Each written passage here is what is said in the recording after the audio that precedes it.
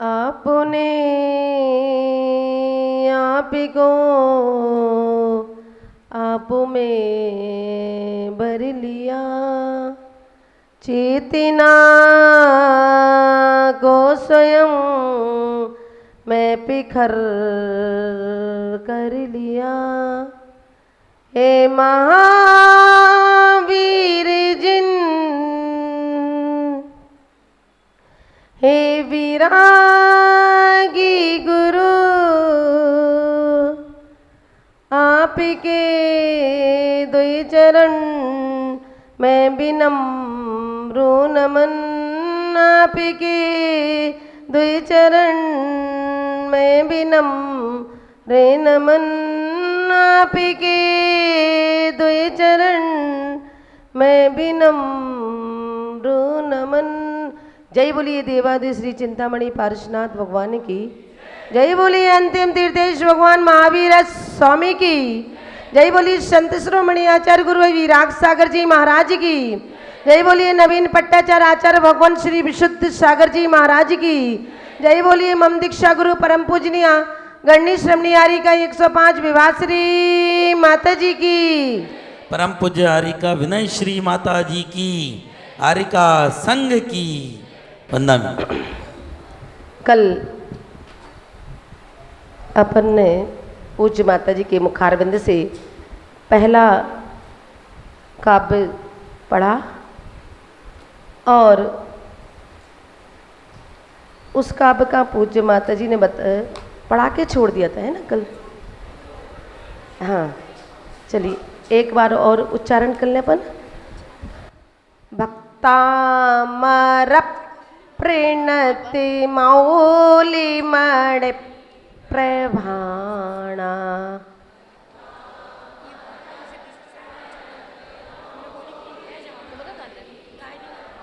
Volume 23। Bhaktamar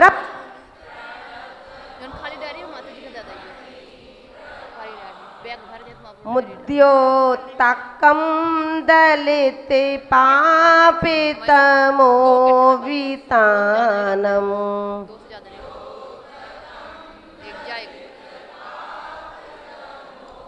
नियम से रखी हर चीज अपनी। सम्यक प्रणम्य जिने पाद युगम युगादा, अमन नहीं लगा, कम लगा, बंद कर दो।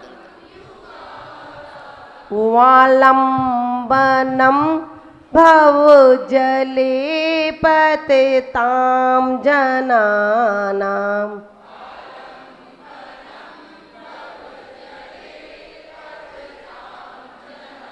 बालम नहीं वालम, जब बा में डंडा होगा तो बालम पढ़ेंगे और जब डंडा नहीं होगा तो वालम पढ़ेंगे। जैसे ज्ञान, ज्ञान नहीं ज्ञान, क्या किसी का ज्ञानचंद जी नाम हो तो क्या बोलोगे?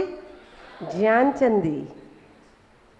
वालंबनम भव जले पतितां जनानां, मुद्योतकं दलिते पापितमो वितानम्, प्रणत मौलि मणि प्रभाणा, मुद्योतकं मुद्योतकं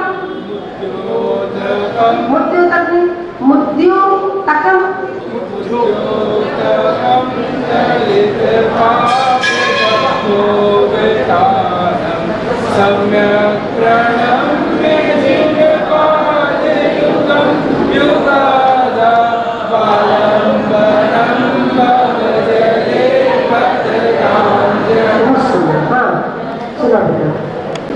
तामर प्रणत मौलि मणि प्रभाण, मुद्योतकं दलित पापितमो वितानम्, सम्यक् प्रणम्य जिने पाद युगं युगादा, वालंबनम भव जले पतितां। सर्वविघ्न विनाशक यह काव्य है। क्या है? सर्व विघ्नों का हरण करने वाला ये पहला नंबर का काव्य है। अब पहले नंबर का, अब कई लोग कहें कि भाई एक ही काव्य पढ़ के सारे विघ्न हरण कर लें, शॉर्ट का जमाना है। माता जी आप तो बता दीजिए कौन से नंबर से पेट का दर्द ठीक होना है, कौन से नंबर से सिर का दर्द, हम उसी का जाप कर ले। तो ऐसा नहीं होता है। सर्व विघ्न विनाशक एक काव्य तो हो सकता है, लेकिन एक ही काव्य को पढ़ के तुम चाहो कि सर्व सिद्धियां मिल जाएं तो मिलने वाली नहीं है, क्योंकि शॉर्ट का जमाना है और सब लोग शॉर्ट ही चाहते हैं। जाप आप कर लो माता जी, काम आप हमारा हो जाए। आते हैं माता जी के पास कई भक्त, काम आने पैसे हमारे पास आने लगे माता जी, जाप तो आप अपनी सामायिक में कर लेना, आपको जब समय एकांत में आपका मन प्रसन्न हो तब आप जाप कर लेना, काम हमारा हो जाए। हमने कि बड़े अच्छे भगत आते हैं।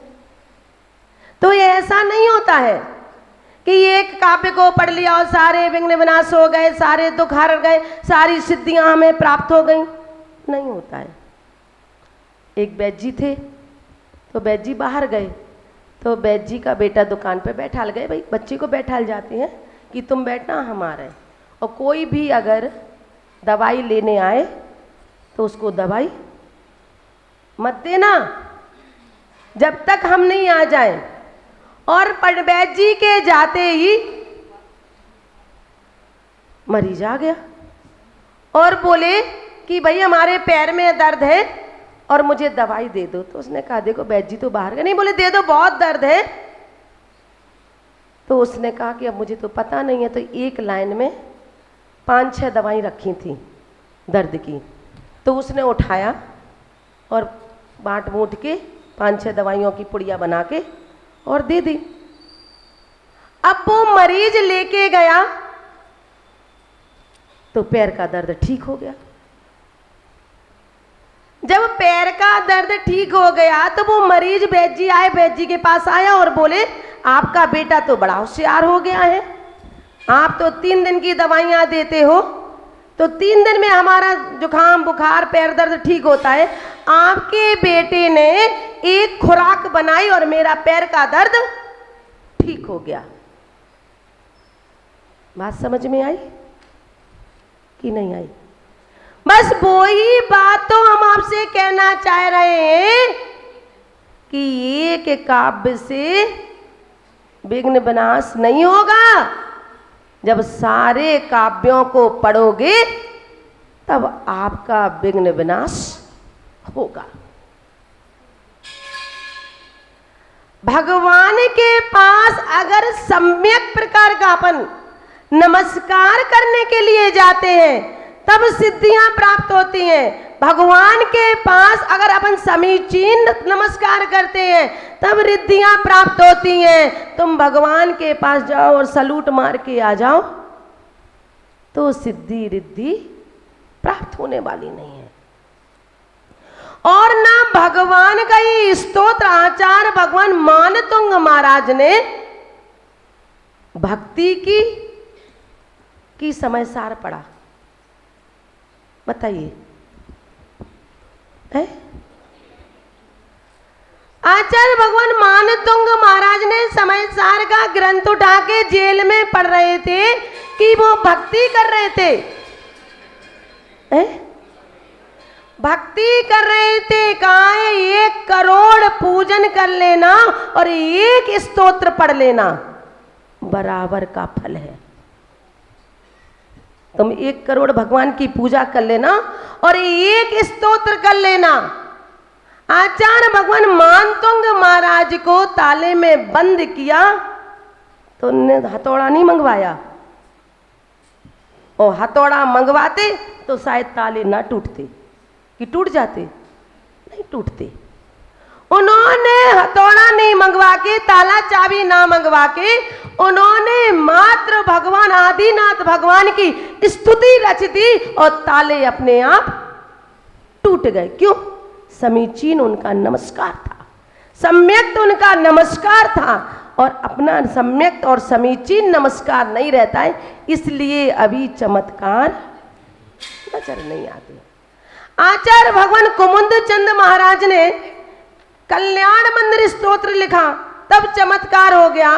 वादीराज मुनिराज ने जब स्तोत्र पढ़ा तो उनका कोढ़ दूर हो गया। चंद प्रभु से पिंडी जो समंत भद्राचार्य ने चंद प्रभु भगवान की स्तुति की तो शिव की पिंडी में से चंदा प्रभु भगवान प्रकट हो गए। क्यों? श्रद्धा थी, भक्ति थी। अगर भक्ति नहीं होती तो शायद ये चमत्कार नजर पढ़ने को तो बहुत लोग जब पढ़ जाते भक्तामर पिंडते मौली मणि प्रवाणा मुद्योते कम दलित पाप तमो बितानम, और बड़ी लय से ढोलक की लय से भक्तामर प्रणति मौली, फिर भी चमत्कार नहीं होता।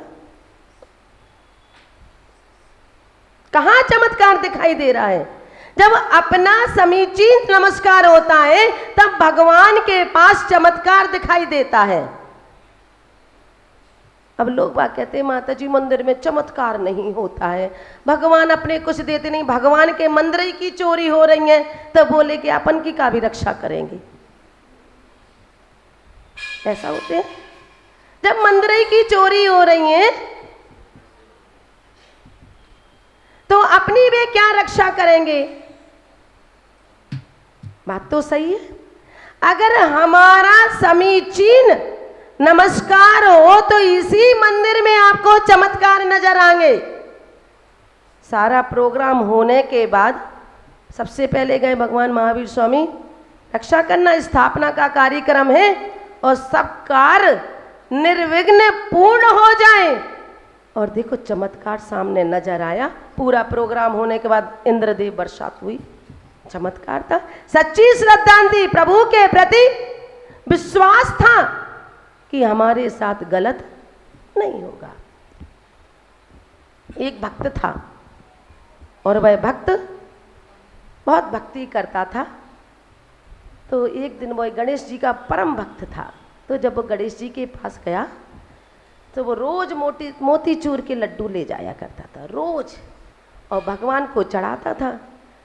एक दिन चढ़ा रहा था तो उसने देखा मोतीचूर के लड्डू तो चूहा खा रहा है। तो उसने कहा गणेश जी भगवान नहीं है, कौन है?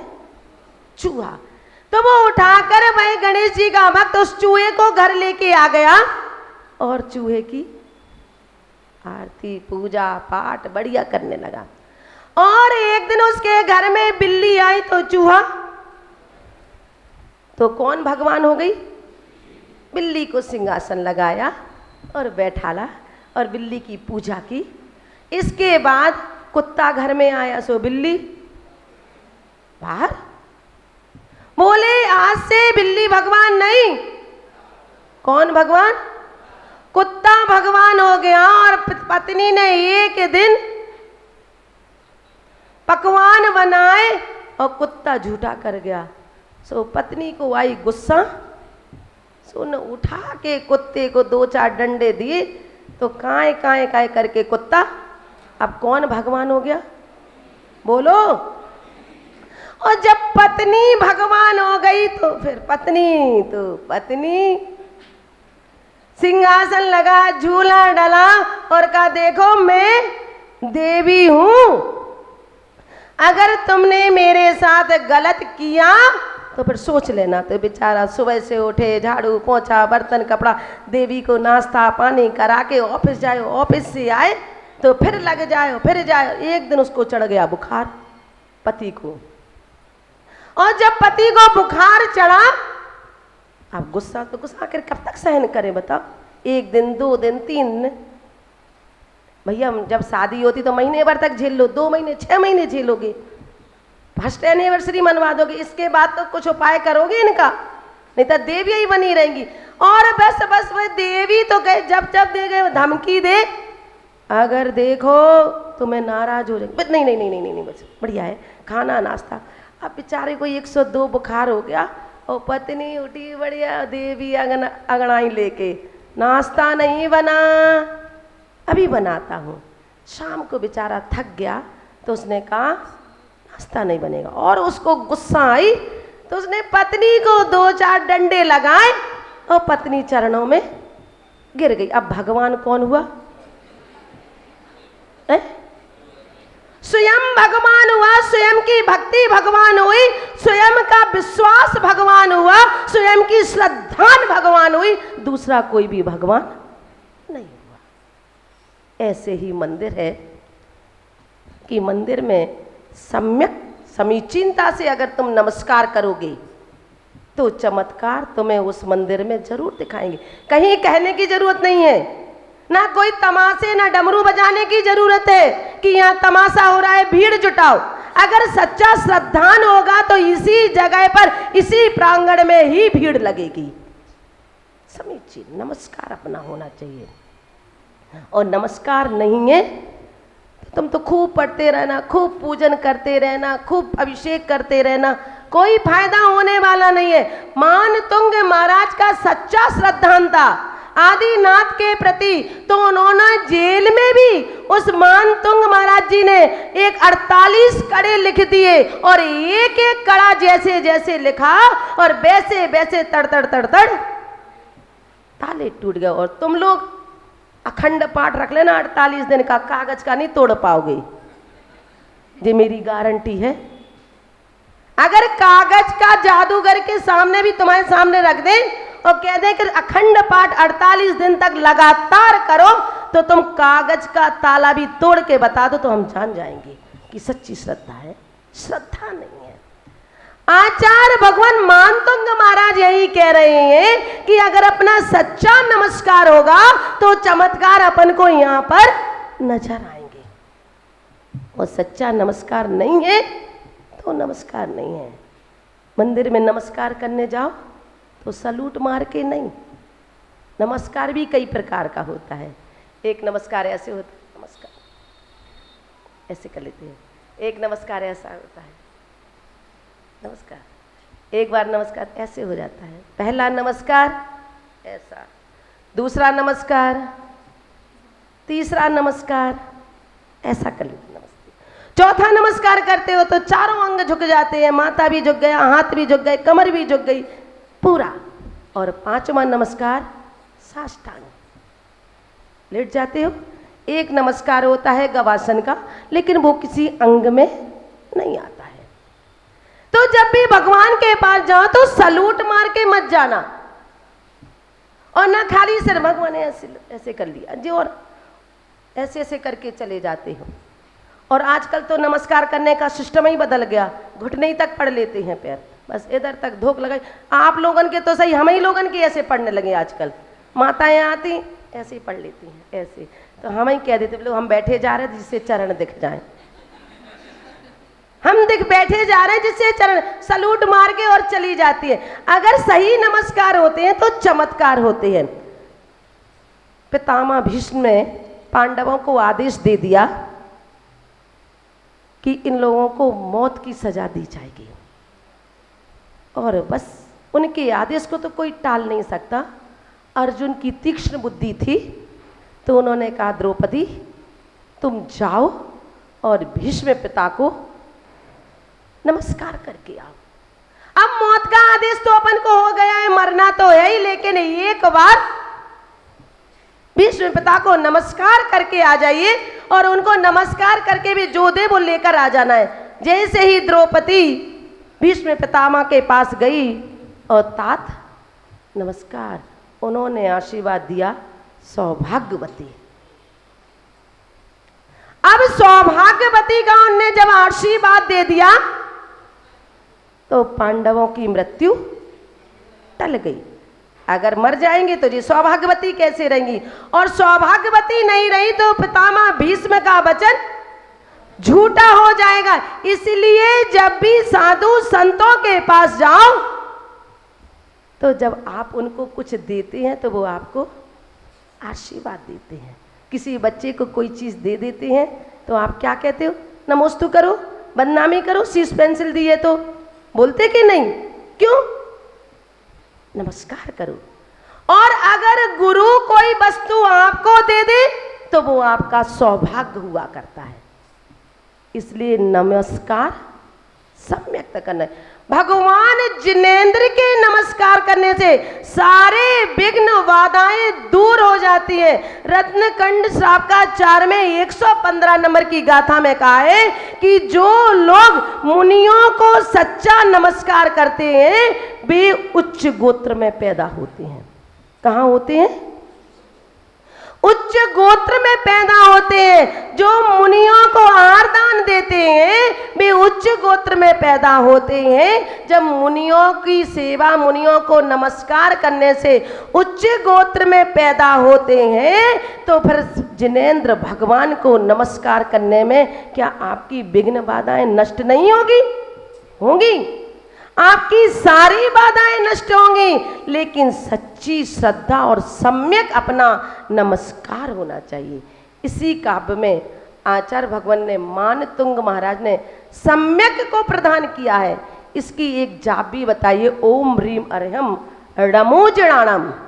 जो व्यक्ति इस जाप को 108 बार करता है, किसी को किसी भी प्रकार का बुखार हो और 1 गिलास पानी से इसकी जाप कर ले तो उसका बुखार उतर जाता है। ओम ह्रीम अर्हम णमोजणाणम।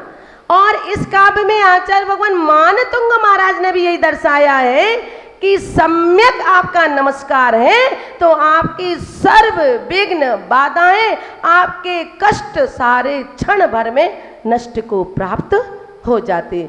तो यहाँ का है भक्तामरत। एक बार अर्थ देखेंगे। भक्त भजने वाले। कौन भजने वाले? कौन है? भक्तगण।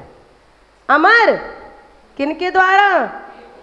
देवों के द्वारा भजने वाले देव प्रणत नम्रीभूत होकर। कैसे?